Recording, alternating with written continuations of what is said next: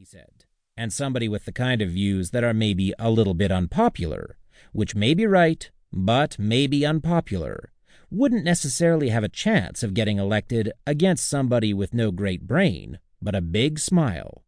Abraham Lincoln would probably not be electable today because of television. He was not a handsome man, and he did not smile at all. He would not be considered to be a prime candidate for the presidency, and that's a shame, isn't it? When the special aired, TV critics, already dismissive of Barrett's hire, panned it. The Washington Post's Tom Shales was especially amused that Barrett introduced the Trump segment with the line, "Some say the age of Trump has just begun." 35 years later, Donald Trump, a political gadfly who had played a businessman for 14 seasons on NBC's The Apprentice, called into the Fox News morning show Fox and Friends the day before he would announce what would be his successful campaign for president. Fox and Friends was Trump's second TV home. He'd had a weekly segment, Mondays with Trump, for 4 years, weighing in on national politics and recapping his elimination decisions in the Apprentice boardroom. It was friendly territory, but there was an obvious issue, and even Fox and Friends couldn't ignore it.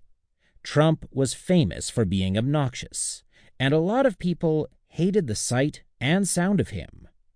Co-host Brian Kilmeade phrased it more gently. Are you worried, Donald Trump, that maybe what resonates in New York and New Jersey and the Northeast won't resonate in the South and the West Coast, where they're maybe a little bit laid back? I don't think it matters, Trump said. I don't think this is going to be an election based on real popularity. It was essentially the opposite of what he had told Rona Barrett half a lifetime ago. But here's the thing. He was not wrong either time. In 1980, a person like Trump could not have won an election fought on TV.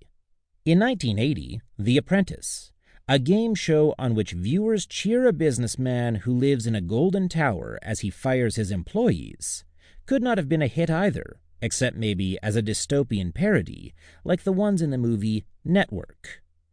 And Trump was not a fundamentally different person in 2016, when he ran a campaign that would not have been possible had he not spent so much of the intervening decades on TV. What had changed in the meantime? TV had changed, which is to say, America had. This book is my attempt to describe how. On October 2nd, 1984, the year Donald Trump was opening his first casino, Harrah's at Trump Plaza in Atlantic City, the media scholar Neil Postman gave the keynote address at the Frankfurt Book Fair.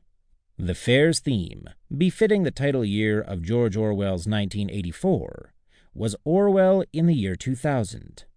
The choice of this theme is a mistake, Postman said. To be precise, it is half of a mistake. Orwell's nightmare of totalitarian thought control was, he said, applicable in about half the world, particularly the Soviet bloc. But in the West, he argued, another warning was more apt. Aldous Huxley's In Brave New World. In Huxley's dystopia, the people were controlled not by force and propaganda, but by pleasure, games, drugs, and phenomenally immersive entertainments. Orwell thought we would be marched single file and manacled into oblivion, Postman said. Huxley thought we would dance ourselves there with an idiot's smile on our face. For Postman, the Pied Piper was TV. It elevated the image over the word, and thus appearance over substance. Postman's critique of TV-era politics was, in one sense, not far from Donald Trump's. Trump said that sour-faced Abe Lincoln couldn't win a modern-day election because TV favored a pretty face and an idiotic smile. In America, circa 1984, Postman said, a fat person cannot be elected to high political office. Things were getting to the point, he observed dryly, that it is even possible that someday a Hollywood movie actor may become president of the United States. Ronald Reagan would be re-elected the following month. Postman expanded on this argument in his brilliant and prophetic 1985 study,